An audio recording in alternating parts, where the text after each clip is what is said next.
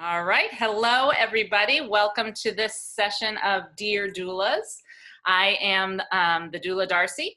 I am here with my dear friend, Krista Malte. We are both postpartum doulas. I've been a postpartum doula now for about 10 years.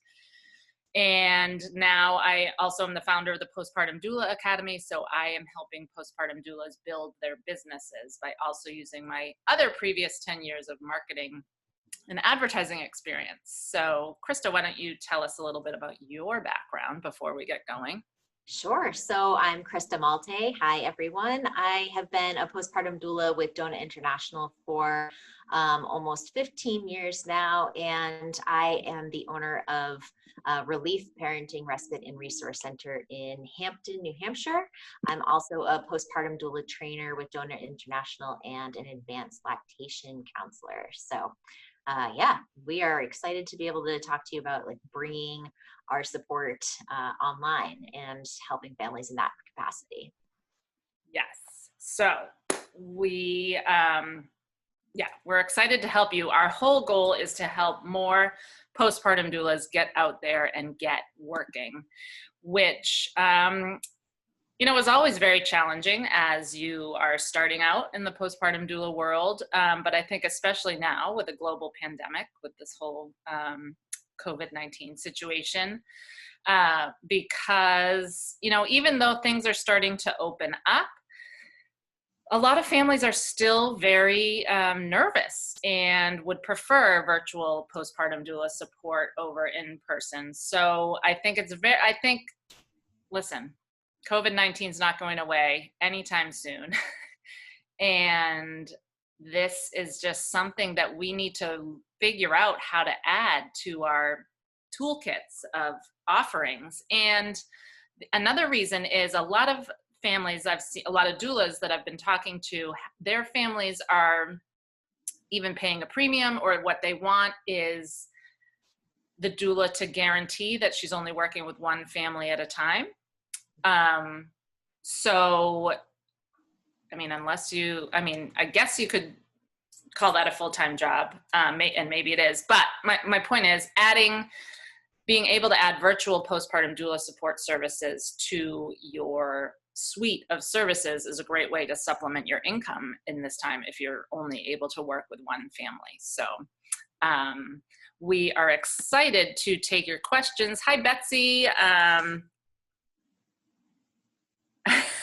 She says she's a butterfly doula and she just released her 5th butterfly. Oh my God, I am a butterfly doula too. I love monarchs, hatching monarchs right now. Oh, that's so funny. Very cool. Great. So, great. So I wanted to just share a little bit about my experience with virtual support. So I was working with a couple families in March, and then the world shut down.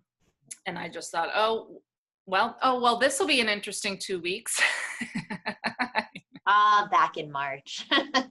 Remember when we thought this was going to only last for 2 weeks? So anyway, it was cool because I had already started working with these 2 families, had a real relationship, had met the baby. And so I said, well, why don't we one of the moms had questions. So I was like, let's do a quick Zoom call.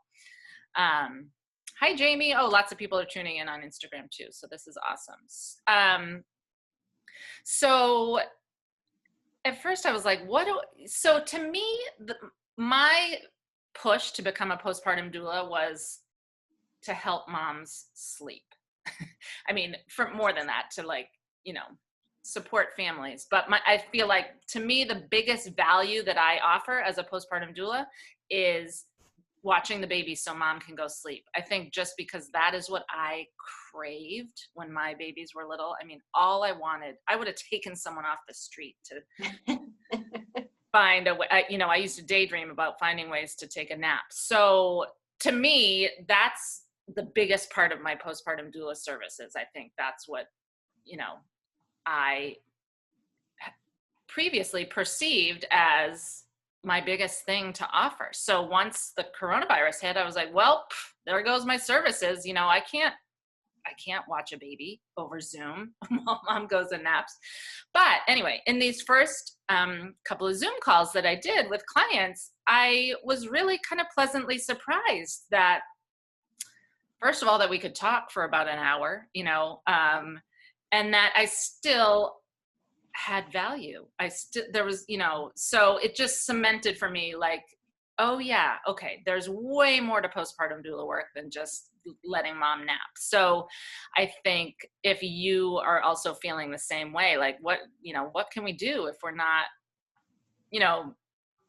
washing dishes and folding laundry and letting mom nap? Like, there's so much value. And especially now with coronavirus going on, these moms need our education, our reassurance, our nurturing, our cheering on, our companionship. So I think it is, I think if you're hesitating with offering virtual support because you don't think there's much reason, please just stop right now and go for it. Would you agree, Krista? Yeah, absolutely. And I had a similar scenario where I really, again, was very pleasantly surprised at how much connection can be maintained virtually. Generally people come into doula work with a passion to be in home and doing all of those day-to-day things, right? Like mothering the mother type of situation, being there for all of the family members and the siblings and the partners and all of that. And it does look different. I mean, there is definitely like a sense of loss of like, I really miss physically being with people. I miss hugging. I miss the touching aspect. I miss the baby cuddles. But I think one of the things that has been really awesome is how much of the emotional work, right? So if you've been through a Dona International training, you know that our role is to be near, right? So we nurture, we educate, we assess, we refer, like that kind of summarizes our work, right? Well, by being virtual, we can still do all of that. And in a lot of ways, I think it makes the emotional work that much more quick to develop, because when you're there and you're focused and you're one-on-one, people are more likely to kind of share what's happening. And so I've been really surprised happily at how much of that emotional work is still there. And again, assessments look a little bit different, right? If we're trying to help somebody breastfeed or, we're trying to troubleshoot different challenges that they're having, it looks different. But our work is still so valued and so needed, and we can still very much stay in our scope and in our role as a doula online. Yeah. One of the fun things that I've been doing is, the first thing I do with a mom in their home is get them a glass of water, ask like, do you need breakfast, or, whatever the last meal of the day is. So I was like, oh, I can't get them a glass of water, but you can say, okay, do you have a water bottle with you? Like, do you have a snack? Like, before we start talking. So you can still, model those behaviors. And I have loved, with partners being home, especially, back in March and April, I would start joking like, okay, partner, I'm training you. You're going to be my boots on the ground over there. Like, can you go grab mom a glass of water? And like, mom, what would be a good snack for you right now that, your partner can grab for you? And so I made it kind of like jokey, but the cool thing, other thing about virtual work is it's forced me to come up with new ways to support, like things like this, like kind of teaching partners how to mother the mother. And also this came into effect back to what you said about screening. This has also been a little fun for me because it's a little bit of an extra challenge to screen via Zoom versus standing in a mom's living room. So, when you go to a mom's house, you can kind of, as they're talking about XYZ, you can be scanning around, noticing, are there 3 days worth of dishes in the sink? Is there laundry everywhere? You can pick things up by just surveying the house and the way mom looks. You know, does it look like she's been in the same clothes for multiple days? Does she look like she hasn't showered? So all that's really hard to assess. Also, you can, screen the baby, like see how the baby's acting. And sometimes on Zoom, like you can't see the baby if they're off to the side. So via, FaceTime or whatever you're using, you have to do a little bit of detective work and ask better questions. It's like, it can't be just, okay, mom, hey, how are you doing? Sometimes you might have to ask a few more questions to get towards like the real nitty gritty of what's going on. And every mom's different. Some moms will come on a call and be like, here's what's going on, I'm miserable. Other moms are like, it's fine, everything's fine, I'm fine.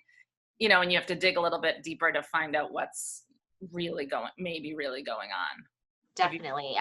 We're finishing, today's the last day of a 4-day postpartum doula training right now. And anybody who's taken a training specifically with me knows we spend a lot of time talking about effective communication and what these different kinds of techniques are to really make sure we're asking those open-ended questions, that we're being detectives, and how do we do that? And I totally agree with you, Darcy. I think the virtual aspect of things is a great opportunity, right? Taking it positive, to practice and do these kinds of communication skill building that, maybe we would be a little bit more slower to start with.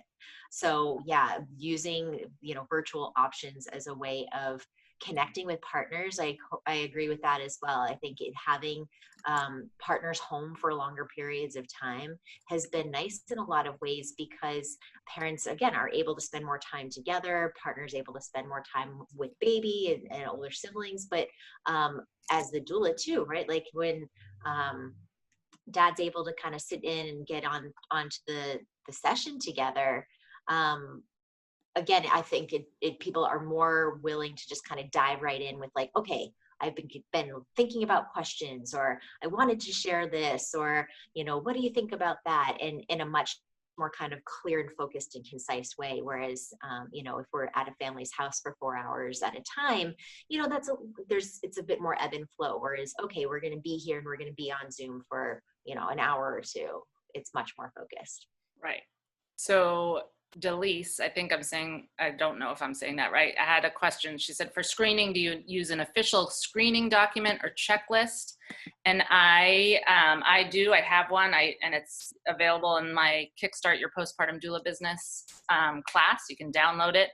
But it's that's like a 10 touch point checklist. But on a basic level,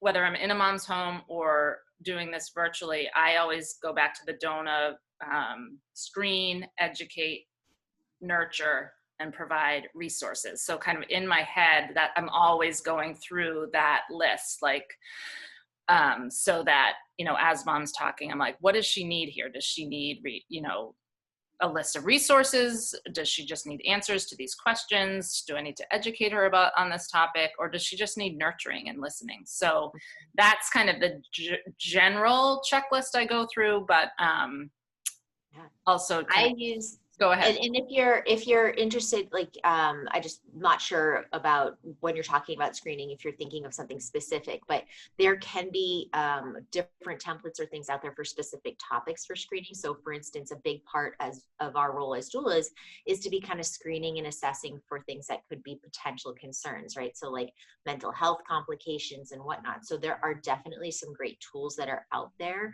Postpartum Support International, PSI, is a great resource for those types of things too. So if you're thinking about like, okay, if I'm screening for feeding, or if I'm screening for mental health or physical recuperation, there are tools out there. Or again, you can kind of develop your own as well. But yeah, having some really tangible things can be helpful for us to remember, making sure we're checking in with these components, but also, again, can be another tool for communication with the families we're working with. Yeah. All right, so another question is, what would you say your percentage has been the last few months of parents wanting in-home support versus virtual? Is it 100% wanting virtual support? So I went from in March, everybody wanted 100% virtual support. Nobody wanted me in their home until June was the first in-home client I had. I had one family that was open to me coming, so I did like a 6 or 7 week shift with them, and then started with another family after that. So, and I'm in New Hampshire where the cases are very low, and so is Krista. So I think that really depends on the area that you're in, and it's really kind of and honestly, it really depends on the family. So I think no matter and your where level of comfort as a doula too. Well, yes, that's a really good point. But I was going to say, no matter where you are, some families are very afraid and taking, extra precautions. And then, other families are, I'm laughing, I'll tell you a funny story. Other families are more open to having you come in. And then you need to talk with the families about like, okay, who's going to wear a mask, how, talk about hand washing and protocols that you'll do. I was laughing because one of the moms I was supporting virtually, who she had hired me before COVID, we met when she was pregnant, but then she gave birth in April and she just was not comfortable with me coming for the first few weeks. And then as her sleep deprivation really took hold, and she had a very fussy, colicky baby, one day we were talking and she was just really upset and crying. And I was like, okay, there's going to be like a threshold of like when you're going to hit a level of where your desperation for taking a nap and having me come is going to outweigh your fear about the coronavirus. So, I think that's another piece of it, like how, whatever situation these families are in, like how desperate they are for in-person support. So that plays into it too. What are you finding with the doulas working for you, Krista? Similar, yeah. So in New Hampshire, everyone was kind of in a stay-at-home order through June, and so when June arrived, I think there's definitely those people who didn't have other compromising health scenarios or other factors, and so they were more open to having people in home. And so since then, like returning to some in-home stuff. But I would say for me personally, it's probably like a 50-50 split right now, where I have some families that are still, we're doing like kind of weekly check-ins or a couple of times a week, and other families that are still really needing some in-home and wanting some in-home. So, but yeah, I think there's many different factors, and so it's not going to be like a one size fits all, which is why again, like having the option in your business of saying, you know what, we could always do some of our preliminary work together, building up to the arrival of your baby, or, maybe you can come up with as many different creative ways of like maintaining what feels right and safe for where you're located, what the family's needs are, what your personal family needs are, and so forth. Yeah. Especially coming into the school season too. I think there's going to be a shift again with just people's availability, especially if you're a doula and you already have children at home. Many families, again, are going to be virtually learning. And so that may shift your availability to be in somebody's home, whereas you may have more options to provide support if you're virtual to families. So these are all different things that, are part of that consideration. Yeah. And that's really the blessing of being able to offer virtual postpartum doula support. So I have a whole class on how to take your postpartum doula business virtual. It's an online class, obviously, self-paced, about how to price your virtual sessions, how to package them up, that provide a few different templates on how to package them, and then how to promote them, how to get the word out that this is what you're offering. I'll put the link in there in a second. But really what it comes down to is you can do whatever you want. You can create packages and offerings that fit into your lifestyle, that, you know, whether you have kids at home who are virtually learning, or whether you have a partner who's a healthcare worker, you know, whatever you need, you can craft, you can do whatever you want. You're only limited by your imagination. So it's kind of cool. And it's just great that we can still help these families and provide a lot of value to them during a time that's really hard. So, you know, at first, like I was saying in the beginning, you know, I was like, well, what can I do if I can't, you know, if parents can't nap while I'm there? But they're having babies during a global pandemic. I mean, there's so much to talk through as you're especially becoming a mom or dad for the first time. So many questions, so many feelings, but now these parents are doing it during a global pandemic. There's another whole host of kind of topics to talk through that parents need support and reassurance around. So, I mean, I did a post the other day that postpartum doulas are essential. I think our work is more essential than ever.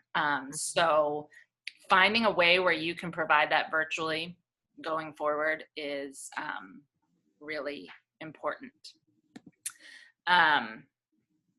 All right, Delise, I'm glad that we answered your questions. Betsy asked, is it difficult to wear a mask for a long shift? I have to tell you, the first shift I went to, I wore a homemade mask, and so it was pulling on my ears, and then my glasses were on top and fogging up, and I was really uncomfortable. But then I bought some of the medical ones that were, what I realized was the mask was too small for my face. So I had a headache from it pulling on my ears.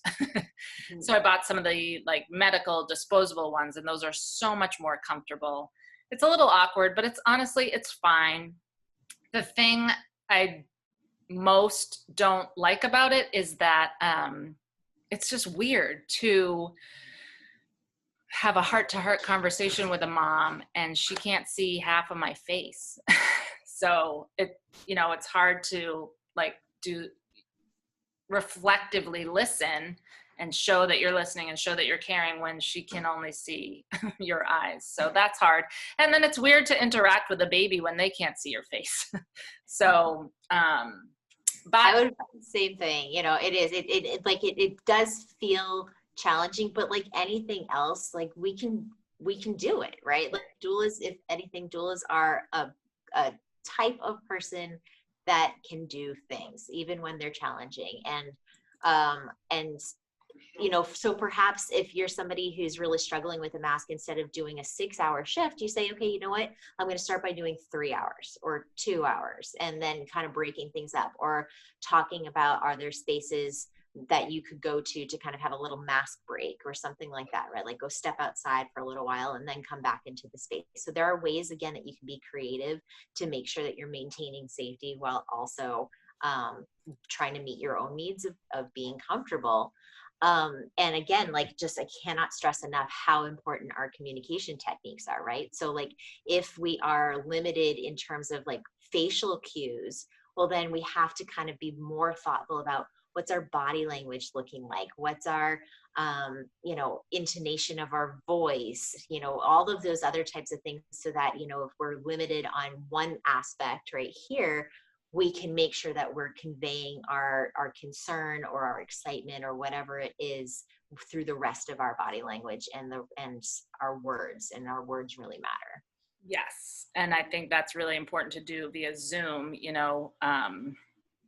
or FaceTime, whatever, make sure you're looking into the camera and really, providing that as well. That kind of goes for that too. So Caitlin says she got a mask from Dare Heart and it's super comfortable. She wears it for the whole shift. She ended up buying multiple masks so she could wash them as needed. So Delise says the mask feels like wearing sunglasses when you're having a vulnerable conversation. That's so true. Mm-hmm. So let's see. I think, what else do we want to say about providing virtual support? I was going to say that, I touched on this before, but there's a lot to talk about right now for moms, and I I think before this pandemic, I didn't realize, I knew as a postpartum doula, obviously, that I did a lot of talking with moms, but I was kind of like, well, I was also folding her laundry while we talked. Like I did, I was always like thinking that way about action, like getting stuff done, crossing things off the to-do list.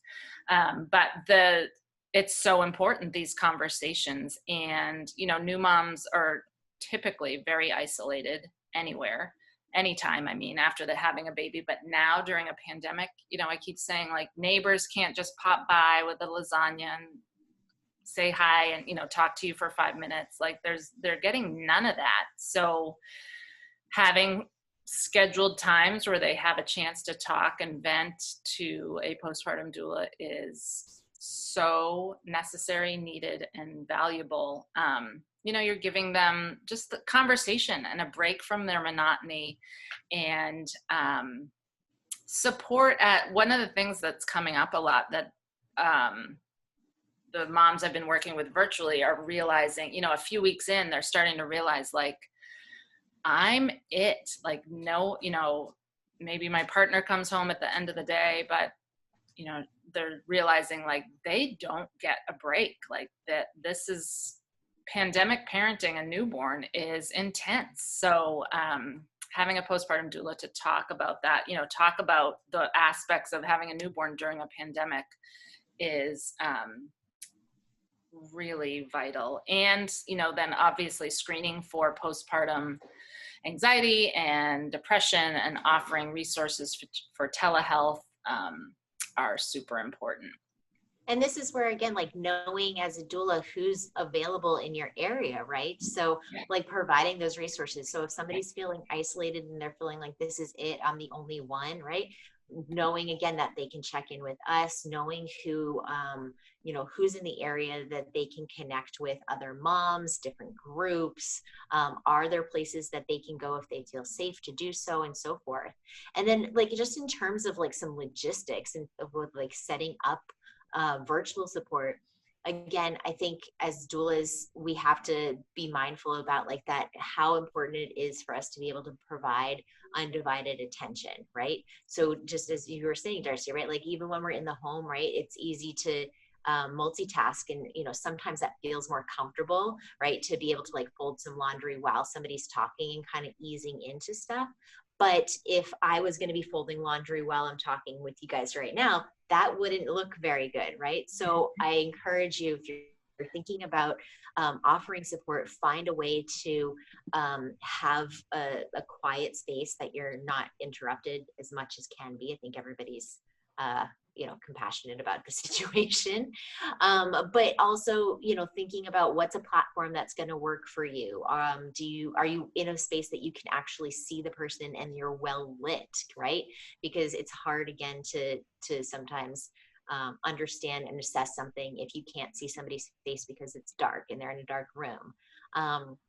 So those are things in terms of like the logistics of setting up your virtual support that I encourage you to really be thoughtful about, just like structuring any other aspect of your business. And then if you're worried about like, how is this going to go? What tips or tricks? This is where having a network of support, being able to refer back to, Darcy's program, or to other doulas in your community, or the people that you've trained with, use the resources that you already have to get that feedback, do a mock conversation, so on and so forth. But everybody is really capable of doing it. And just knowing again that like there are so many families that really need support, and we can help do that. It just looks a little different. Right.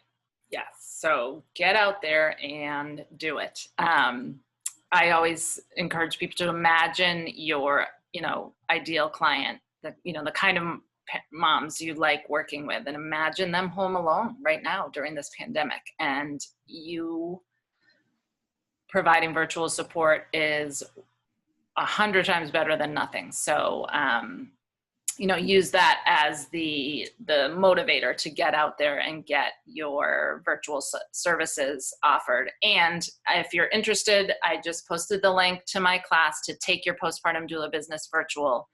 And this walks through how to figure out how to price your sessions, how to package them. And like I said, so I give you lots of ideas and templates for kinds of packages that you can offer, but you can really come up with whatever works best for you, whether it's offering unlimited text support or, you know, Zooms and FaceTimes, and or like hybrid. This is another thing I've been doing is, you know, once a week you go in home to their house so that they do get that nap, but then the rest of the week you're doing virtual sessions, so you're answering questions and getting that daily check-in. So anyway, there's an infinite number of ways you can package this up. So we go over those in the class, and then how to promote them, how to get families to find out about you and spread the word so that you can find more clients. So it's only $97.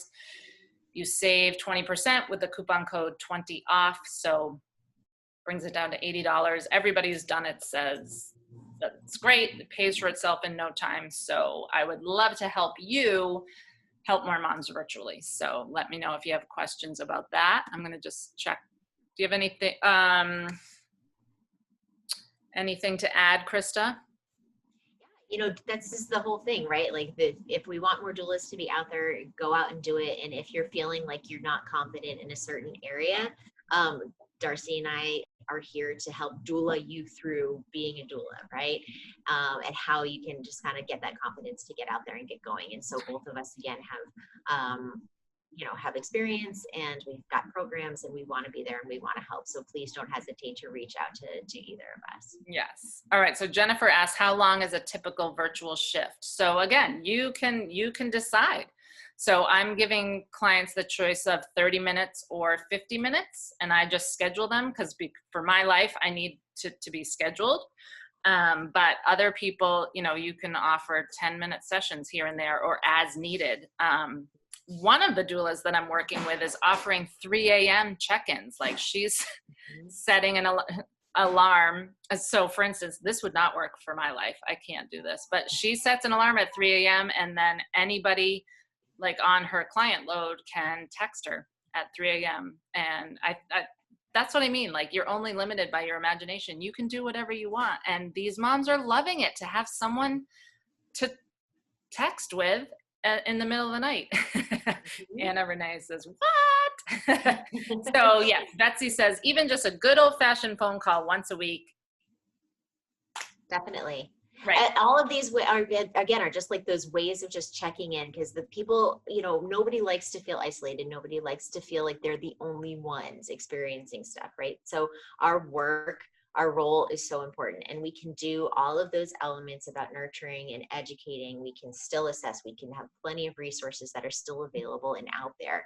It's just a matter of like getting yourself out there, making those connections with people. And again, like it's limitless how to formulate and set that up.